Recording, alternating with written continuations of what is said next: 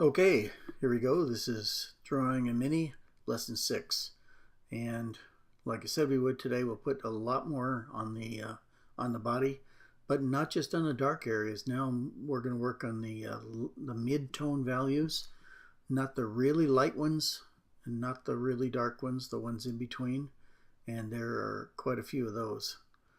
The upper part is of course bathed in sunlight, except for the frame of the windshield and all. But the lower part is in shadow, and under the car is in shadow, and kind of in between we have these little bit darker areas, and I'm working on those right now.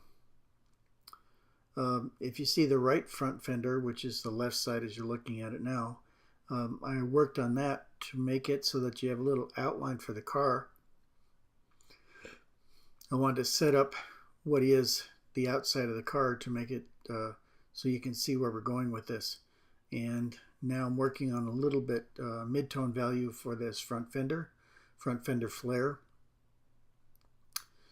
And it goes from reasonably dark on one side to fairly light on the other. So it has a nice transition in it, and that will help us define the location of it for one, and also the geometry of it, so you can actually see the physical space that it occupies by just how much shadowing it has on it.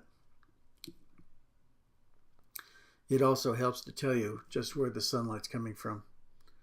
But that's going pretty well right now. And we're drawing a little bit toward the front of the car too. I want to do the bottom line that goes around the front apron that's below the radiator grills, and kind of straighten that shape out a little bit. And there's also a shadow from the tire in there, so trying to make sure everything gets done and looks correct. But it's starting to look better, starting to tie the body together, and I think with little luck we might be able to do the whole upper half of the body tomorrow. And if we can do that, then we can really start to make it look like a car. It won't look so much like just a bunch of rectangular pieces or round pieces or whatever that have some color on them. At the point that you can tie the whole car together, then it starts to really look like something, and then it's more rewarding to be able to do it. But you have to build this thing. It's just like a jigsaw. You can't build everything all at once. You have to start out, as long as it takes to do this too, you want to make sure that you do it right. So you have to do it carefully, and you have to do it methodically. You pick out the areas that you want to do of a certain color value, and then oddly enough, the darkest pieces are going to be right next to the lightest pieces in many cases. So that's going to give you a good wide range of colors. It also helps to show how dark something is and how light it is on the other side. So this is really interesting, and your brain just normally works this out for you. You see something and you know immediately in your mind's eye what somebody's trying to portray if they did it correctly. So that's what I'm doing, is trying to make sure that I get this done right, so that your brain just says, oh yeah, so that's what it is, that's how it looks. Great.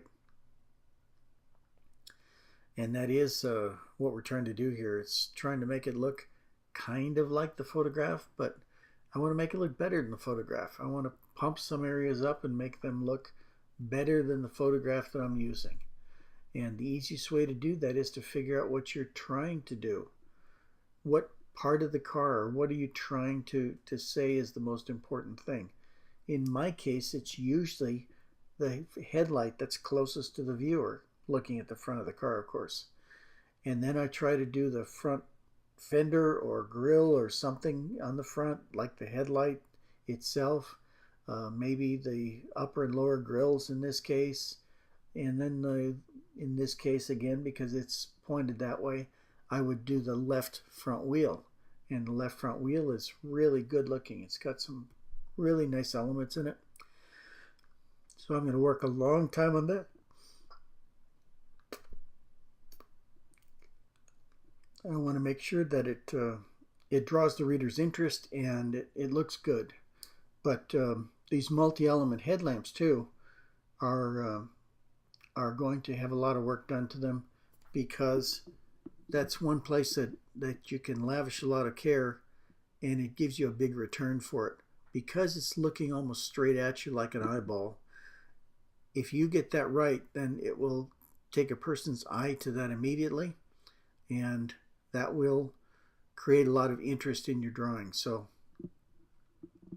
just remember that there are little things that you can do that a little bit of time can really yield a large dividend in terms of reader or viewer interest in it. And that's what I'm doing here too, is working on the fender.